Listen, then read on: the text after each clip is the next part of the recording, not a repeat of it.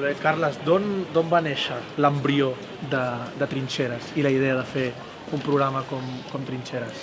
Doncs Trinxeres és un programa de la televisió belga que va funcionar molt bé allà, va fer unes audiències altíssimes. I aleshores feia temps que TV3 volia adaptar aquest format. Hi ha una productora que es diu Funky Monkey, que tenia els drets d'aquesta producció, i el director, que és l'Eloi Vila, que és un apassionat de tots aquests temes de la Guerra Civil, feia temps que estava intentant posar en marxa aquest projecte. I aleshores a mi, fa aproximadament un any, és a dir, abans del Nadal de l'any passat, es van posar en contacte amb mi, em van oferir la possibilitat de fer-ho, i em va venir molt de gust. Em va venir molt de gust sobretot perquè és un programa que té un factor molt aventura. Tu tenies interès en la memòria històrica? Sí, amb la memòria històrica sempre m'ha agradat molt, el tema de la Guerra Civil també, havia llegit moltíssim, però el que em va interessar més és el format. Són 3 amics que fan un viatge junts, que recorren l'últim gran front de la Guerra Civil, el que es va marcar a partir de la primavera del 38, comencem als Pirineus i acabem al Delta de l'Ebre. La batalla. La batalla de l'Ebre.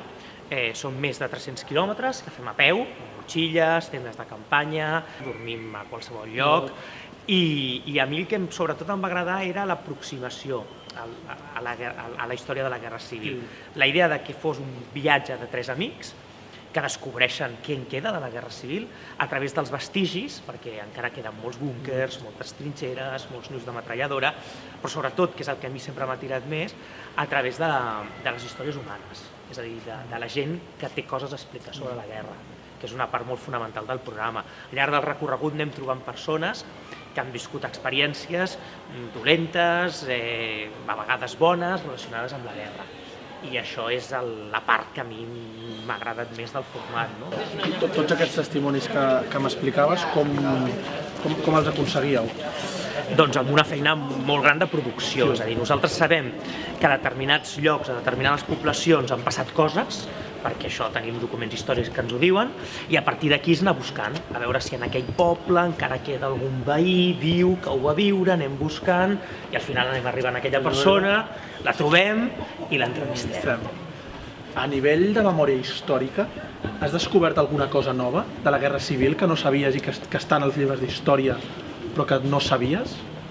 I sobretot, més que això, el que m'ha impactat més és, i això ho hem dit molt els 3 que hem fet el viatge, i és una de les conclusions que ens ha quedat, que és que darrere de cada porta hi ha una història.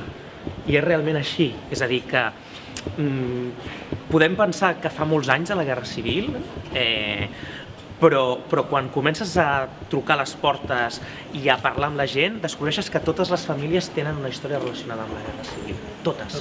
O sigui, és un tema, tu treus el tema i tothom té un avi que li va passar això, un avi que li va passar allò, o un germà que va perdre... És a dir, que darrere de cada porta hi ha una història relacionada amb la Guerra Civil.